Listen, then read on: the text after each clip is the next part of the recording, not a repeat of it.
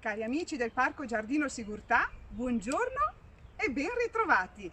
Ecco un'altra puntata delle nostre pillole, puntate che ci danno l'opportunità di farvi conoscere un po' la storia del nostro bellissimo Parco Giardino e anche alcune sue chicche. In particolare oggi vorrei parlarvi dello smeraldo. Lo smeraldo a cui mi riferisco non è il verde brillante dei nostri prati, e neanche la pietra preziosa che tutti conosciamo, ma una cosa preziosa lo è, una rivista letteraria e di cultura pubblicata dall'editrice Sigurtà Farmaceutica dal 1947 al 1965.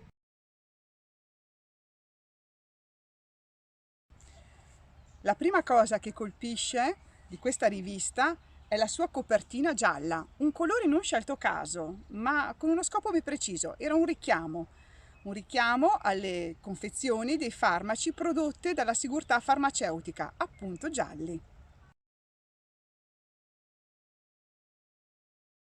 Altra cosa che incuriosisce è il titolo, Lo Smeraldo. Il titolo si lega ad un testo del 1600, Il tesoro delle gioie di Cleandro Arnovio. In questo testo il caro Cleandro spiega che lo smeraldo avrebbe la capacità di sanificare la nostra memoria e il nostro spirito. Quindi, scegliendo come titolo lo smeraldo, il messaggio era che questa rivista voleva curare il nostro spirito. Se da un lato c'era l'industria farmaceutica che produceva dei farmaci per curare il nostro corpo, dall'altro c'era lo Smeraldo, la rivista letteraria di cultura, che voleva curare il nostro spirito.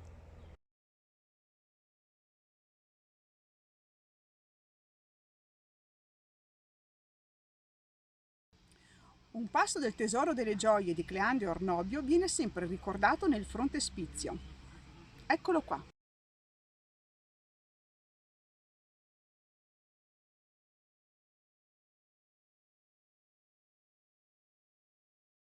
Vi starete domandando il perché di questa rivista. Oggi la definirebbero house organ. Che parolone! Potremmo dire che era un biglietto da visita dell'industria farmaceutica, tant'è che la casa editrice Sigurtà Farmaceutica riprendeva il logo dell'industria del dottor Sigurtà. Eccolo qua. L'aquila con in bocca il serpente. Pensate che la rivista fu pubblicata nel 1947 per ricordare il ventennio dell'attività dell'industria farmaceutica. Questo viene anche ricordato nell'introduzione della rivista. Inviata inizialmente su abbonamento, dal 1953 la rivista viene regalata gratuitamente a medici e farmacisti.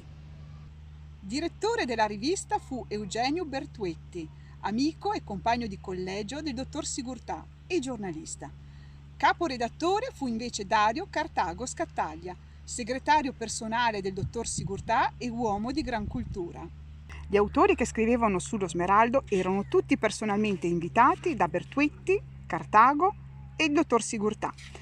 L'impegno era di scrivere dei racconti inediti. Fra questi spiccano dei nomi importanti della letteratura italiana. Ve ne cito solo alcuni: Ungaretti, Indro Montanelli, Gadda e ancora Alberto Moravia. Altra chicca dello Smeraldo, i disegni delle copertine. Pensate che sono stati tutti realizzati da importanti artisti del Novecento italiano. Il primo fu Carlo Carrà. Seguirono poi altri importanti artisti come Casorati, Achille Funi, De Pisis, De Chirico.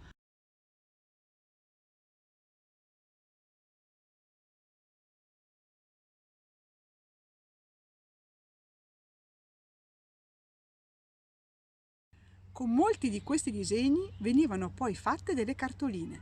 Eccone una. Questa è una cartolina realizzata con un disegno di De Pisis.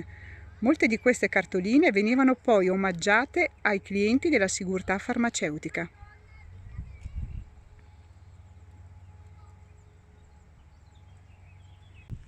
Mi ha fatto piacere con questa pillola presentarvi lo Smeraldo, una rivista letteraria di cultura che forse in pochi conoscevano.